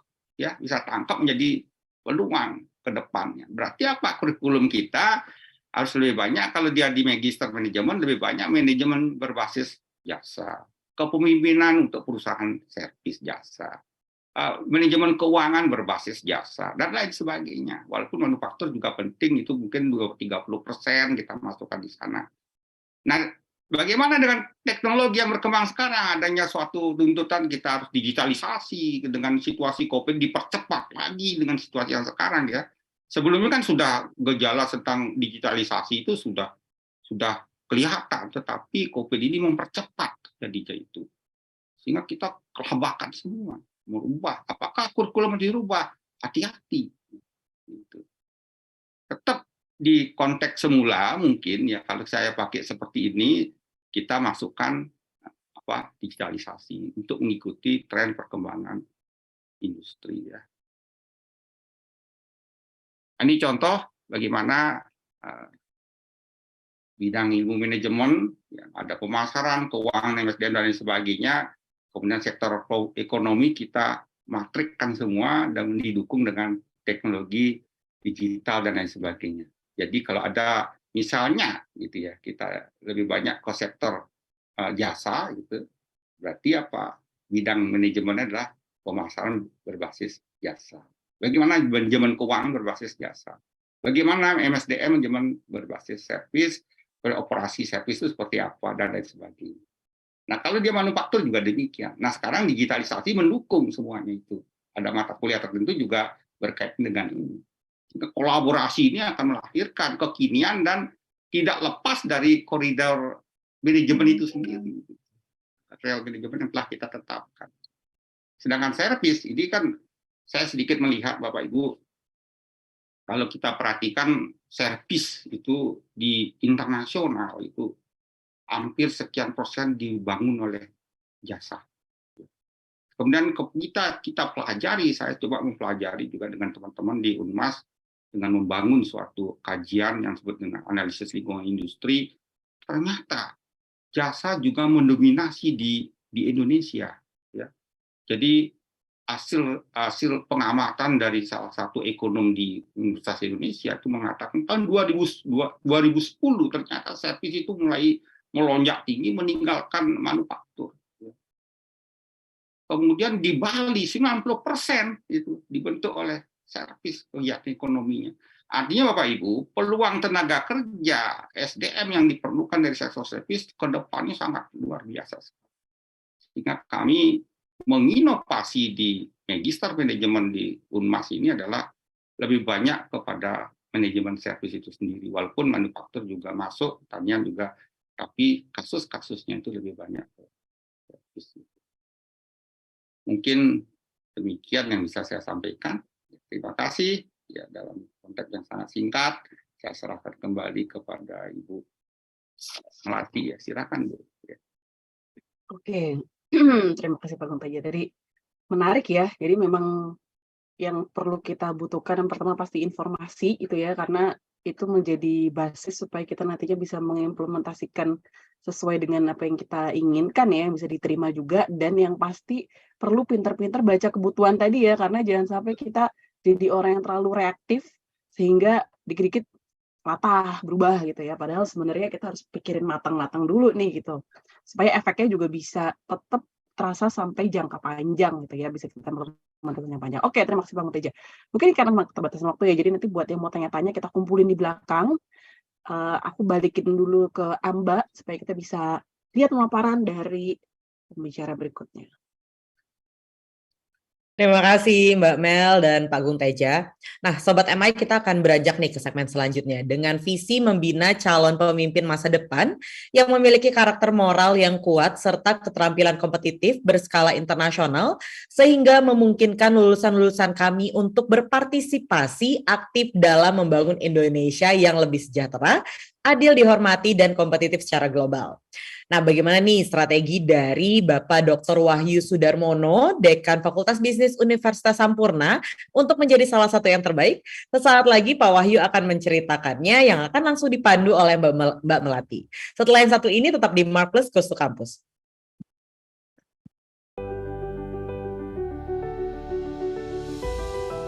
Welcome to Sampurna University.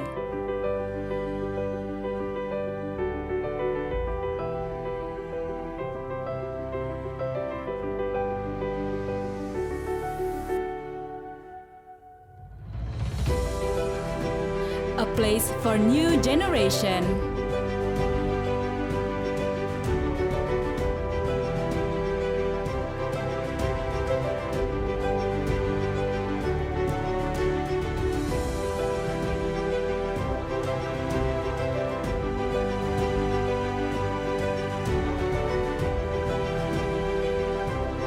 To fulfill our student learning experience, we provide state-of-the-art facilities.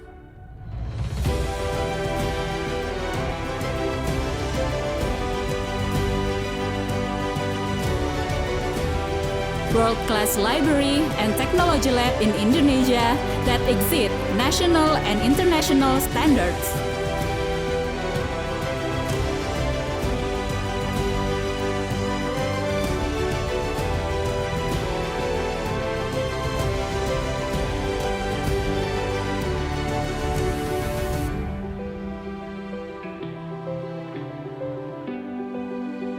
Our student learning experience is our top priority.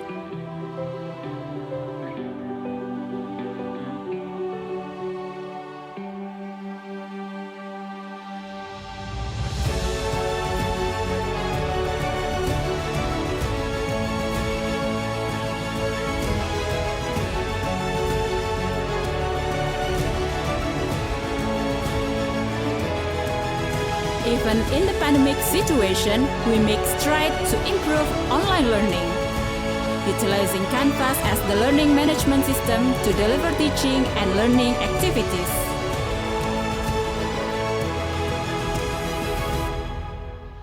We are Sampurna University.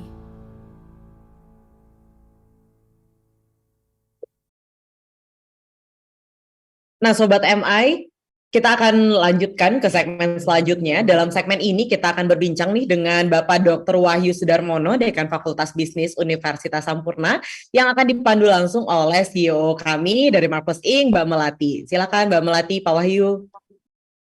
Oke, siang Pak Wahyu. Selamat siang Mbak Melati.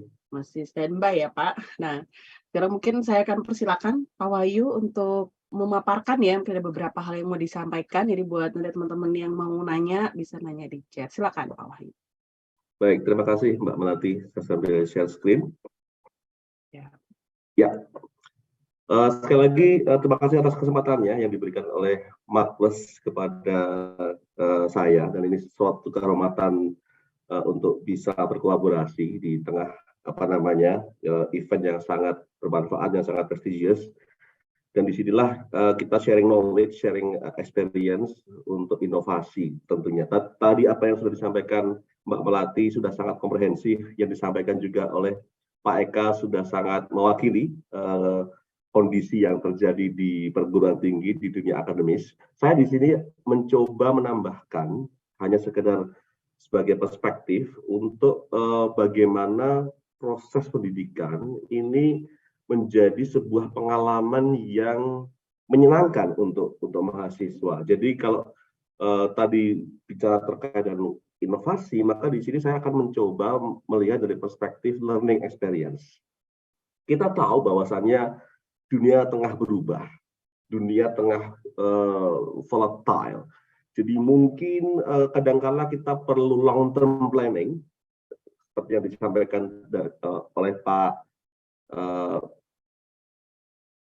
Agung ya. Kemudian yang kedua, dunia juga kadang perlu agile, perlu cepat sekali berubah, dan itulah yang kemudian membuat kadangkala kita hanya fokus di satu strategi, mungkin perlu penambahan strategi yang lain. Jadi harus ada mix strategi. Misalkan tadi Mbak Melati menyampaikan terkait dengan Tesla. Tesla itu kan tentunya punya bisnis model yang dia sangat agile, sangat cepat berubah, dinamis, trial and error, dibandingkan model bisnis yang Toyota misalkan. Dia fokus di long term planning, long term development, sehingga visi jangka panjang itu harus dipenuhi terlebih dahulu. Ini kita nggak sedang membandingkan mana yang superior, tapi lebih kepada bagaimana kedua hal tersebut bisa saling melengkapi. Nah, oleh karena itulah penting bagi dunia pendidikan bagaimana membalance, melakukan keseimbangan, menavigasi kapan kita harus agile, kapan kita perlu long term planning. Yang disampaikan Pak Agung tadi sangat relevan terkait dengan bagaimana membuat long term planning ya, long term planning terkait dengan kurikulum, bahwa kurikulum itu harus dibangun berdasarkan tren yang bisa kita petakan dalam jangka panjang, tapi di saat yang sama bagaimana kurikulum ini bisa menjawab perubahan yang cepat di jangka waktu yang pendek. Nah, kalau kita melihat secara umum kurikulum di kampus kami di Saburai University ini kami berbasis kolaborasi. Jadi kami menggunakan kolaborasi dengan standar pendidikan Amerika Serikat yang kemudian kita kontekstualisasikan dengan konteks lokal yang konteks Indonesia, dan kita juga melihat fokus skill yang saat ini sedang berkembang itu skill yang mana saja. Nah, kita berangkat dari Future of Job Surveys 2018 dari World Economic Forum, dan ternyata yang trending saat ini adalah skill-skill yang terkait dengan active learning, learning strategies, creativity, originality, dan inisiatif, technology design, critical thinking, complex problem solving, and leadership. Dan skill-skill ini sebenarnya adalah akar dari inovasi itu sendiri.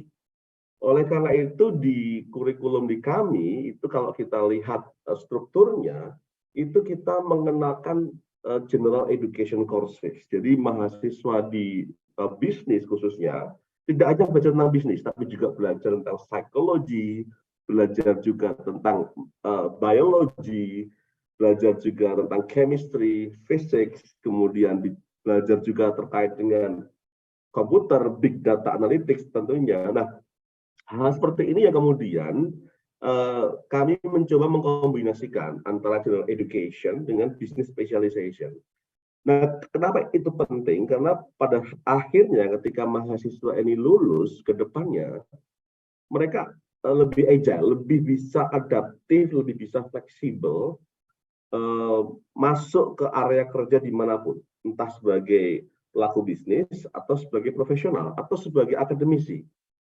Nah, esensi dari dunia pendidikan adalah bagaimana memberikan akomodasi, bagaimana membuat benih-benih ini tumbuh sesuai dengan karakteristiknya mereka masing-masing.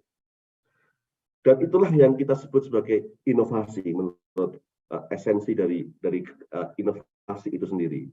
Dan oleh karena itu, dalam membuat program pembelajaran selain kurikulum yang sudah kita coba benchmark dengan US kurikulum, kemudian kita kontekstualisasikan, kita mencoba meredefinisi apa sebenarnya learning outcome atau tujuan pembelajaran, sehingga ketika mahasiswa lulus itu mempunyai karakter-karakter yang seperti apa yang dibutuhkan agar mereka lebih bisa adaptif di dunia kerja atau di dunia profesional nantinya. Ini adalah beberapa hal yang memang kita fokuskan kepada personal development seperti good communicator, kemudian bagaimana dia bisa menyampaikan visi dan misi, bisa kemudian mengempower orang lain dan tim, sehingga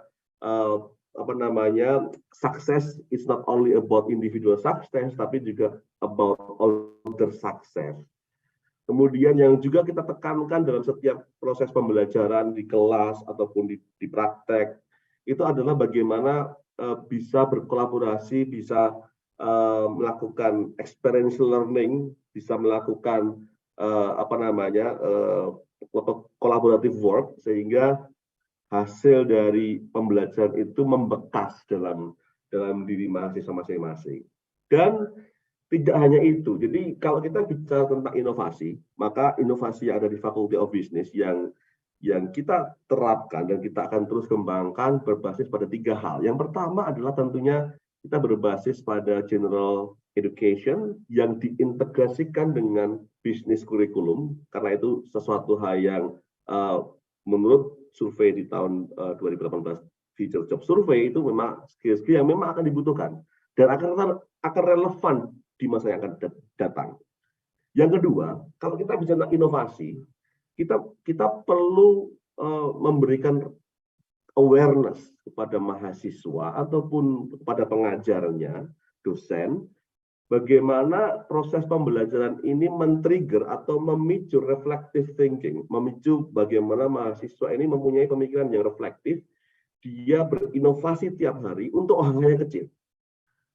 Jadi kami di Saburai University tidak harus membuat mahasiswa ini menjadi seorang entrepreneurs, tapi bagaimana membuat jiwa entrepreneurship ini muncul.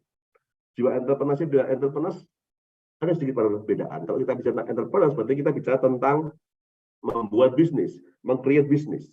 Tetapi entrepreneurship itu bisa berada di area manapun, bisa dalam konteks bisnis, ataupun bisa dalam konteks sebagai akademisi, atau bisa dalam konteks sebagai profesional di perusahaan. It doesn't matter, bukan sebuah masalah. Yang penting adalah ketika mahasiswa belajar, masuk ke dalam kelas, bagaimana kita proses pembelajaran itu harus diarahkan kepada reflective thinking. Bagaimana mahasiswa ini diarahkan untuk memilih topik-topik riset, topik-topik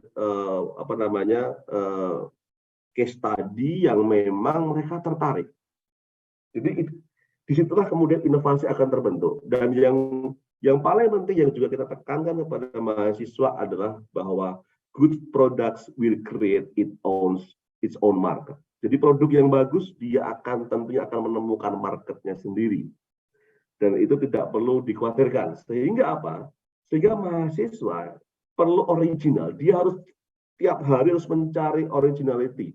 Apa yang original dari apa yang saya pelajari tiap hari, apa yang akan saya tulis tiap hari, dan hal tersebut secara kontinu juga dengan bimbingan dari dosen tentunya menjadi sebuah komunikasi dua arah, sehingga proses pendidikan itu menjadi hal yang sangat menyenangkan. Itu objektif kami membuat proses belajar bagi mahasiswa dan proses untuk mengajar bagi seorang dosen ini menjadi hal yang menyenangkan, bukan hanya sebuah pekerjaan, bukan hanya sebuah rutinitas, tapi sebuah pengalaman yang itu akan membekas, yang itu akan membawa sebuah reflective thinking yang akan membuat mereka menemukan dirinya sendiri secara berbeda dibandingkan orang lain. Itulah proses inovasi yang mulai dari hal yang sangat simpel, hal yang sangat kecil. Nah, inovasi juga kita perlu pikirkan dari sisi pengajarnya, dari konteks pembuatan kurikulum, kemudian kita juga mengadakan diskusi dengan private sector untuk melakukan kira-kira materi apa yang kurang relevan dan bisa dikembangkan lagi. Nah, itu juga kita lakukan secara berkala. Dan yang juga penting adalah membuat dosen ini juga belajar secara berkesinambungan. Jadi konteks dari inovasi selain mulai dari reflective thinking, yang kedua adalah long life learning. Bagaimana seorang dosen pun setelah sekian lama belajar, dia saat ini juga harus belajar terus-menerus. Sebagai contoh misalkan isu yang saat ini berkembang adalah isu climate change ya, net zero emission, ESG, environmental, social, and governance aspects gitu. Nah, dalam kurikulum-kurikulum yang sebelumnya biasanya kalau kita bicara tentang bisnis, katakanlah business valuation, kita bicara tentang cash flow management, kita bicara tentang cost of capital, katakanlah. Firm valuation itu belum mengenal sebuah formula yang mengintegrasikan ESG, katakanlah. Kemudian ada mata kuliah tertentu yang katakanlah seperti halnya green marketing, katakanlah. Nah, tapi seorang dosen green marketing itu kita akan challenge terus-menerus bagaimana konsep green marketing ini sebenarnya. Apakah green marketing ini hanya merupakan sebuah konvensional marketing yang kemudian produknya adalah produk green saja.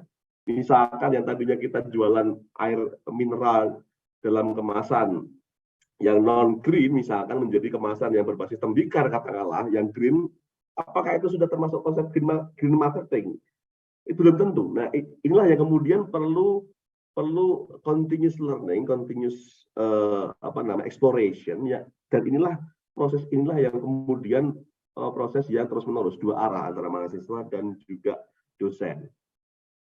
Sehingga pada saat mahasiswa ini belajar di perkuliahan pun mereka tidak hanya di bangku perkuliahan mendengarkan dosen berbicara, kemudian mengerjakan tugas, tapi kami juga menerjunkan mahasiswa untuk langsung terlibat di acara-acara, di event-event yang berkolaborasi dengan industri.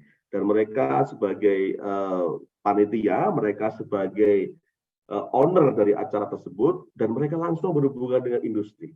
Ini beberapa contoh di kampus kami yang 100% ini sebuah event besar skala nasional yang dikerjakan oleh mahasiswa. Dan ini apa namanya kita lakukan secara berkesinambungan. Kemudian terkait dengan topik tesis, karena kalau kita bicara tentang inovasi, maka dunia pendidikan pada akhirnya seorang mahasiswa dia akan menemukan inovasi itu ketika atau dia akan mengerti bagaimana dia akan berinovasi itu ketika mengerjakan final project atau mengerjakan tesis atau skripsi kalau dalam konteks S1. Nah, disitulah kami juga memberikan beberapa ruang bahwa final project atau tesis tidak hanya berupa academic research, meskipun memang masih banyak ya yang mendominasi di academic research, ada juga yang business consulting, yang dia berhubungan dengan perusahaan langsung, kemudian ada juga business plan. Nah, tetapi memang tren saat ini sebagian besar masih mengambil yang berupa academic research project. Nah, dalam melakukan academic research project pun kami juga berusaha untuk membuat learning experience ini menjadi fun. Bahwa mahasiswa ketika menulis skripsi ini tidak harus sesuatu hal yang membebani atau memberatkan. Misalkan bagaimana menulis introduction, bagaimana menulis literatur review, analisis data seperti apa. Kita tidak ingin mahasiswa merasa terbebani di situ. Justru kami membuka forum seperti halnya research cafe seperti itu, di mana mahasiswa bisa saling ngobrol dengan temannya, tapi juga ada dosen yang ada di situ yang mengarahkan, yang membuat, yang men-trigger pertanyaan-pertanyaan yang tadi Mbak Melati juga menyampaikan bahwa salah satu inovasi itu adalah questioning. Nah, bagaimana sebuah proses questioning ini membuka ruang untuk ide-ide baru. Nah, hal yang simpel itulah yang kemudian kami tanamkan kepada mahasiswa-mahasiswa kami, di mana harapannya memang mahasiswa ini mendapatkan experience, pengalaman belajar yang menyenangkan. Dan pada akhirnya, inovasi akan terbentuk dengan sendirinya. Dan disitulah kami berangkat dari Sig Parvis Magna, Greatness from Small Beginnings. Terima kasih Mbak Melati. Oke, terima kasih Pak Wahyu ya. Tadi ada banyak hal juga yang udah disampaikan ya. Jadi sebenarnya kalau misalnya kita itu punya produk yang memang bagus, itu jangan takut bahwa kita nanti nggak akan dapat pasar ya. Good product will create its own market. Tapi ya gimana caranya ya, kita bisa mikirin inovasi yang tepat untuk bisa create good product tadi.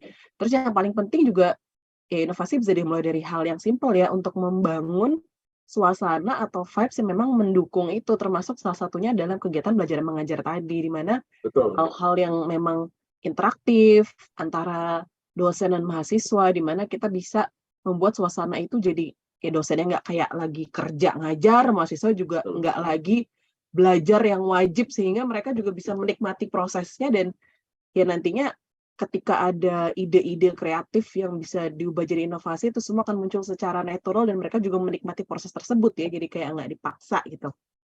Dan juga yang namanya pembelajaran juga nggak hanya untuk mahasiswa, dosen juga harus belajar terus-menerus gitu ya. Bahkan sampai ke level kurikulum pun harus selalu diupdate dengan hal-hal yang memang sedang banyak dibahas dan nantinya pasti akan dibahas lagi lebih besar lagi di masa depan ya. Tadi juga udah disebutkan ada ESG. Dan sebenarnya mungkin akan ada banyak pertanyaan juga, dan mungkin habis ini kita akan masuk ke sesi tanya jawab, tapi aku balikin lagi dulu ke Amba. Silakan Amba. Terima kasih Mbak Mel dan juga Pak Wahyu. Nah, kita akan beranjak nih ke sesi tanya jawab. Sudah ada beberapa pertanyaan nih yang masuk, yang ada di kolom chat. Ada 2 pertanyaan, ini saya jadiin satu aja ya untuk Pak Wahyu dan juga Pak Agung Teja. Pertanyaannya adalah yang pertama, bagaimanakah caranya membangun budaya inovasi di era digital kayak gini nih sekarang?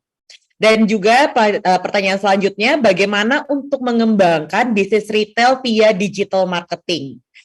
Mungkin boleh nanti dijawab terlebih dahulu sama Pak Agung Teja dan lalu Pak Wahyu. Silakan Pak. Baik, terima kasih. Saya sependapat ya dengan apa yang disampaikan oleh Pak Wahyu. Itu memang kalau kita bicara tentang khususnya dalam pertanyaan ini bagaimana budaya inovasi itu bisa dikembangkan, bukan hanya di era digital aja kan. Mungkin di era setelah digital apalagi gitu, ada lagi mungkin kita kan tidak tahu perkembangan berikutnya. Tetapi secara basic itu artinya jiwa inovasi harus tetap ada. Nah, hal ini bisa kita lakukan seperti yang disampaikan oleh Pak Wahyu, budaya ini, budaya happy, budaya bebas dari tekanan, ya, itu harus kita lakukan dulu. Biarkan mereka punya kebebasan berpikir. Nah, istilahnya begini, Bapak Ibu. Kalau kita lihat, kenapa kok negara-negara yang seperti di Amerika, negara-negara yang individual, di mana konteks konsep mereka tuh lebih liberal, demikian entrepreneurnya jago-jago zaman dulu ya. Sedangkan kalau kita perhatikan di negara timur itu kaum entrepreneurnya masih kurang bagus sehebat di negara-negara lain. Ya, itu yang saya perhatikan itu karena mungkin culture kita lebih banyak ke sangat sensitif. Sensitifnya begini, banyak tekanan, banyak hal yang harus dilakukan, tata krama dan lain sebagainya. Dan ini sangat, bukan saya melihat dari sisi ininya mengata itu jelek, itu ada konteks-konteks tertentu membuat tekanan-tekanan seperti itu, kekakuan-kekakuan seperti itu akan bisa menyebabkan terkikisnya kreativitas dalam konteks untuk mengembangkan inovasi dalam konteks entrepreneur gitu. Itu yang saya khawatirkan. Jadi sekarang mari kita perhatikan bagaimana di suasana kampus itu sendiri, bahkan di suasana pendidikan itu sendiri. Jadi Pak Wahyu sudah menyampaikan suasananya harus memang kita tunjukkan. Orang yang mempunyai situasi yang damai, situasi yang happy, jiwa inovasinya akan muncul dengan sendirinya. Dibandingkan mereka yang tertekan, terlalu penaat dan sebagainya, tidak berani berontak-berontak kecil sedikit gitu ya. Coba kita lihat contoh, kenapa kok sadel motor sekarang itu lebih banyak tinggi sadel di belakangnya gitu ya, tempat duduknya maksud saya ya. Dulu tahun-tahun sebelumnya, tahun 90-an ke atas itu masih rata gitu. Dan kenapa kok knalpotnya nggak naik sedikit gitu. Nah itu kalau saya lihat, ternyata itu lahir dari kebandelan anak muda yang suka mempretelin motor. Gitu. Itu diadopsi oleh perusahaan sebagai suatu inovasi baru. Ternyata ada alasan kenapa kok mereka membuat seperti itu. Kenapa anak muda yang dibeli motor oleh orang tua yang kemudian bandel sedikit dipretel-pretelin gitu, dirubah jadi desain seperti itu. Ternyata itu suatu inovasi yang bagus, kemudian ditangkap oleh perusahaan-perusahaan besar, lahirlah kemudian generasi berikutnya seperti motor-motor anak muda yang kita lihat sekarang ini. Sedikit sport di belakang nggak tinggi dan sebagainya, dan itu laku keras di dalam konteks pemasaran. Dan sisi fungsional juga ada. Kalau banjir nggak kena knalpotnya gitu ya. Itu yang melahir dari kreativitas anak muda yang punya keberanian. Coba bayangkan kalau di rumahnya dilarang, kamu punya motor kok di perjalanan gini, mereka terkekang. Banyak orang yang bandel-bandel dikit, bongkar-bongkar radio, ternyata dia bisa menemukan sesuatu. Coba bayang kalau di rumahnya dilarang, nggak boleh, nanti rugi, ini biaya mahal. Sulit juga kan jadi berkembang. Itu hal yang kecil, dan di dunia kampus saya lihat hal-hal seperti ini semestinya bagaimana kita melihat dari hal yang positif dari konteks perilaku kebebasan seperti itu ya. Oke, itu kemudian dari sisi apa yang kedua Bu, tadi saya lupa ya pertanyaannya. Bagaimana mengembangkan bisnis retail ya. Betul, Pak. Bagaimana mengembangkan bisnis retail dari sisi era digital itu ya. Sekarang kalau kita lihat, saya kebetulan dulu pernah juga membuka yang namanya internet ya di web gitu dari tahun 94 ketika orang belum berani ke arah situ. Saya sudah punya dulu web ya, yang tujuan saya adalah ingin memasarkan Bali, budaya dan lain sebagainya. Ternyata ramai pengunjungnya.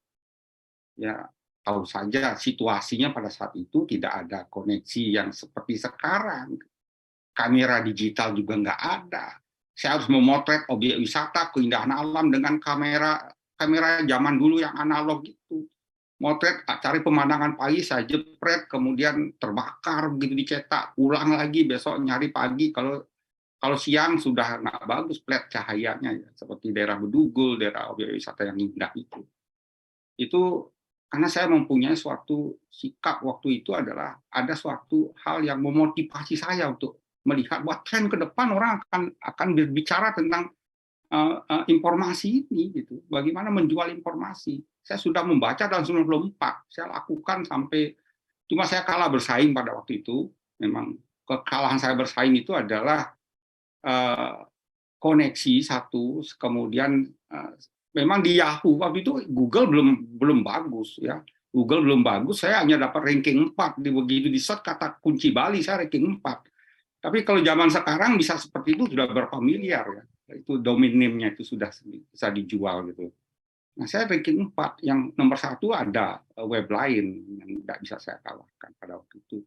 Tapi kuncinya dalam konteks itu saya juga jualan pada waktu itu, jualan kamar hotel dan lain sebagainya. Kuncinya adalah bagaimana kita bisa kreatif, jangan menjual sesuatu yang sudah biasa-biasa. Yang kedua adalah perlu suatu kejujuran gitu. Perlu ada suatu kejujuran. Banyak sekali orang yang menjual barang di dunia digital itu, memanfaatkan teknologi digital itu, uang sudah diterima, barangnya nggak nyampe. Itu banyak yang terjadi. Ya, perilaku ini bermasalah. Ya.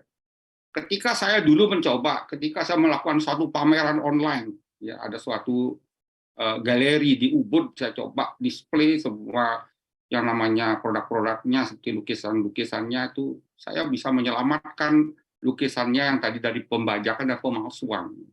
Ada di luar negeri, ada yang serupa. Kayak pemiliknya datang ke Bali, saya ajak langsung ke galerinya, ternyata punya dia adalah palsu. Yang asli ada yang ada di internet saya. Ini salah satu, tapi itu kan niat jujur muncul, dari situ mendapat kepercayaan dan lain sebagainya. Intinya, saudara-saudara yang ada di ini tetap secara klasik, itu kepercayaan itu penting dalam konteks dunia digital. Masalah teknologi kan bisa ngikutin, gitu. Kita ikut yang mana, pelopor yang mana silahkan. Tetapi di balik itu semua, tetap kita etika bisnisnya itu, niat jujurnya itu harus nomor 1. Sekali kita masalah, besok kita upload barang lagi, pasti akan ditolak. Bahkan mungkin bisa jadi jangan beli barang dari Bali, orang Bali banyak nipu gitu. Satu pulau kena. Ya. Itu bermasalah ya. Tapi ada juga satu pulau yang dianggap di situ jujur, kita beralihlah transaksi berikutnya lebih banyak lagi. Demikian yang saya sampaikan. Terima kasih. Baik, terima kasih Pak Agung Teja. Pak Wahyu silakan.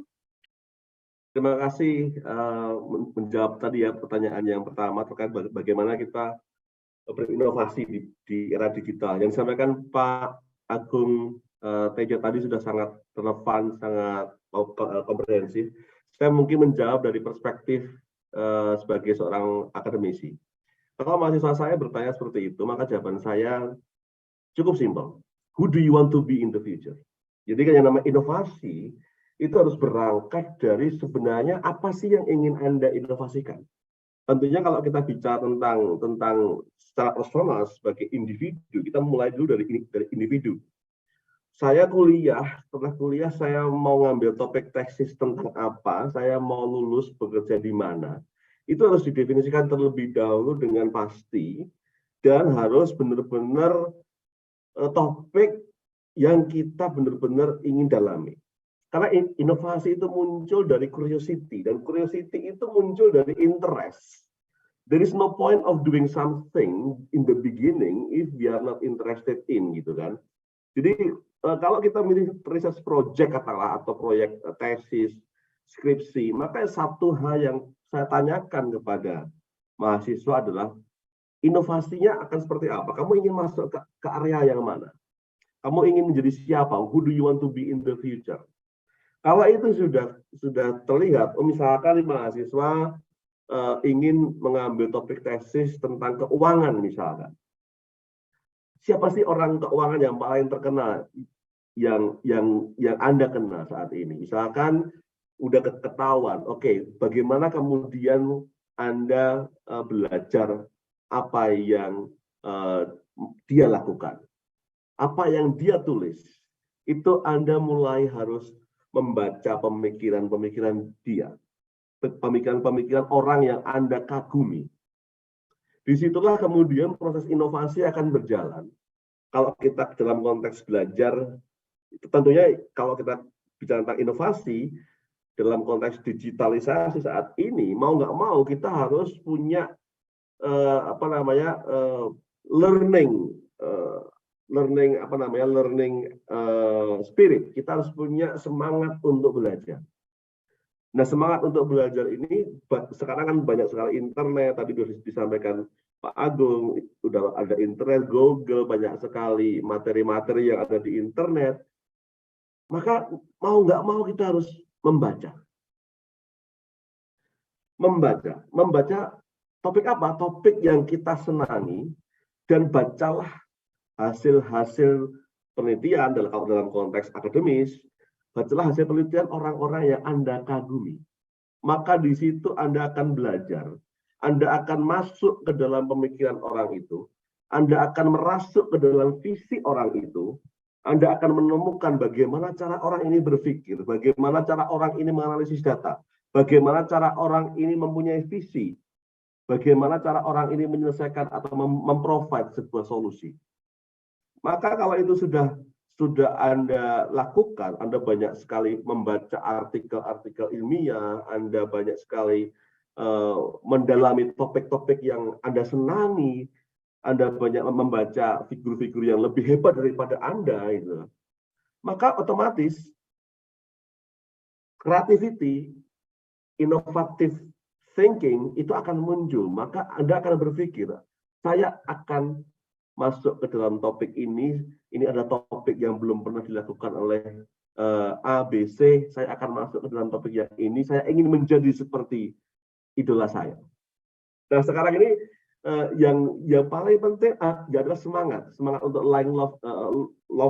long life learning, belajar sepanjang hayat. Itulah yang perlu ditekankan, mau tidak mau. Kalau kita bicara tentang digitalisasi, itu hanya sebuah tools. Sekali lagi, digital, platform, software, apapun itu internet, it's just a tool. How to become innovative adalah long life learning dari diri kita. Bagaimana kita merasuk ke dalam pemikiran-pemikiran orang yang kita idolakan. Dan kita akan menjadi seperti, paling tidak kalau kita terbiasa membaca pemikiran-pemikiran mereka, maka paling tidak kita akan mendekati seperti mereka. Kurang lebih seperti itu, Mbak Melati. Baik, terima kasih Pak Wahyu. Nah, Sobat MI, sesi tadi juga sekaligus nih menutup perjumpaan kita dalam program Marketplace Goes to Campus episode kali ini. Saya ingin mengucapkan terima kasih kepada Pak Agung Teja, Pak Wahyu, dan juga Mbak Melati yang sudah bersedia hadir pada pagi hari ini ya. Weekendnya diganggu, terima kasih banget loh Bapak dan juga Mbak Melati. Nah, bagi Sobat MI, jangan lupa saksikan terus nih Marketplace Goes to Campus setiap hari Sabtu pukul 10 waktu Indonesia Barat. Saya Ayu Ambalika beserta kerabat kerja yang bertugas dengan menerapkan protokol kesehatan pamit undur diri. Jangan lupa like, comment, dan subscribe di Marketplace Channel untuk mendapatkan update-update terbarunya. Stay clean, stay healthy, stay safe Indonesia. Sampai jumpa. Terima kasih.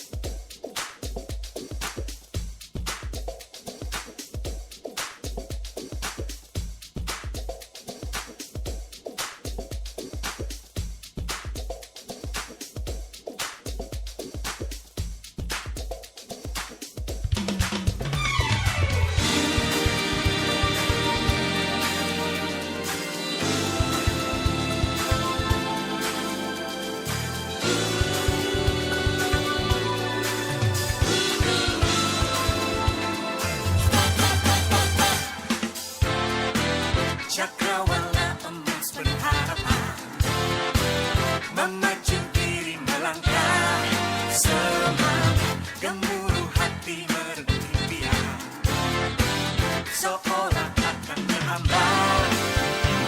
Namun menerjang menerkam, melumpuhkan daya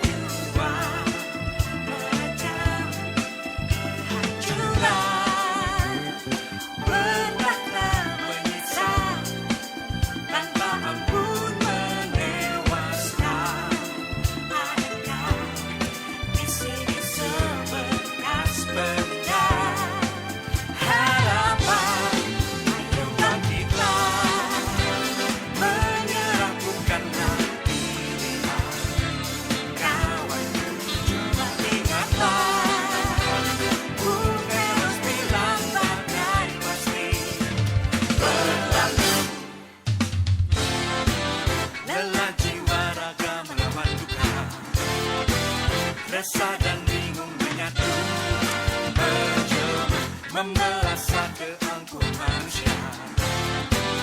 Inikah akhir dunia? Doa yang khusyuk meretas sambil petunjuk asaku merasuk. Manusia adalah penyintas cobaan ribuan tahun. Mengapa hari ini harus takut berlutut? Doa kita menyerahkanlah diri.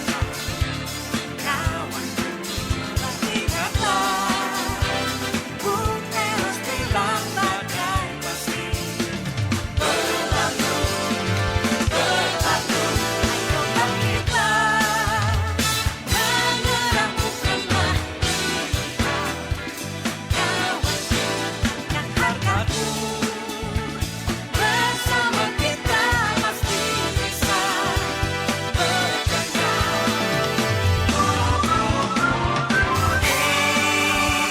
Menyerah bukanlah pilihan, kawanku, coba ingatlah.